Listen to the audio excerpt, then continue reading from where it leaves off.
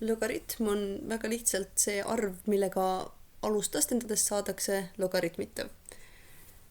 Ja üldiselt kirjutatakse seda mingi log A, B võrdub C, mis on lihtsalt sama, mis on põhimõtteliselt lihtsalt viis leida siis seda nii-öelda C-d, kus siis A on see logaritmi alus. A puhul on oluline see, et ta oleks nullist suurem ja et ta ei oleks 1. Ja siis B on logaritmitav ja oluline on see, et ta oleks nullist suurem. Ja siis C on lihtsalt see arvu B logaritm alusel A.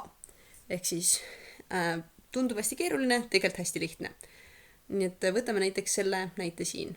Meil on siin logaritm alusel 2 ja siis siin on see 8. Ja põhimõtteliselt me võime selle kirjutada ümber niimoodi, et meil on 2 astmes C võrdub 8. Ja me tahame leida seda C-d. Ja üks viis seda C-d leida on lihtsalt peast mõelda, et mis arvuga ma pean seda 2 astendama selleks, et saada 8. Ja ma arvan, et enamik teavad on ju, et 2 korda 2 korda 2 on 8.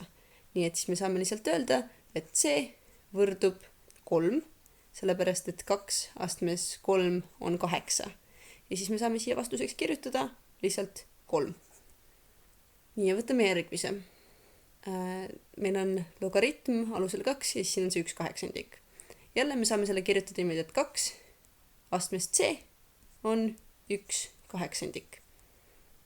Me peame siis välja mõtlema, mis on see C. Ehk siis me peame põhimõtteliselt mõtlema, et mis peab olema 2 astendaja, et vastus oleks 1/8. Ja me enne mõtlesime välja selle, et 2 astendaja peab olema 3 selleks, et ta oleks 8. Ja me teame on ju selle, et negatiivne astendaja, ehk siis ütleme, et 2 astmes miinus 1, see tähendab sama, mis 1/2, tekitab siis selle pöördarvu. Nii et mis me saame teha siin, on see, et mõelda, kui 2 astmes 3 on 8, siis 2 astmes miinus 3 peab ju olema siis 8 pöördarv, ehk siis 1/8.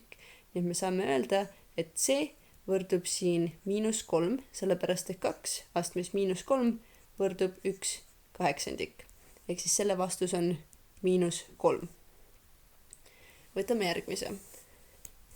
Meil põhimõtteliselt on see, küsitakse, et on 10 astmes midagi võrdub 1000. Ja siis küsimus on selles, et mis on 10 astendaja, et vastus oleks 1000. Ja ma arvan, et kõik oskavad neid nulle loendada. Me teame, et 10 astmes 3 tähendab seda, et meil on 10 korda 10 korda 10, ehk siis 10 3, ehk siis 3 nulli, ehk siis 1000. Ehk siis me saame öelda seda, et C on 3. Ehk siis see võrdub 3. Nii, siis meil on siin viimane, mis on see, et logaritm alusel 25 ja siis siin on see 5. Ehk siis meil on 25 astmes midagi võrdub 5.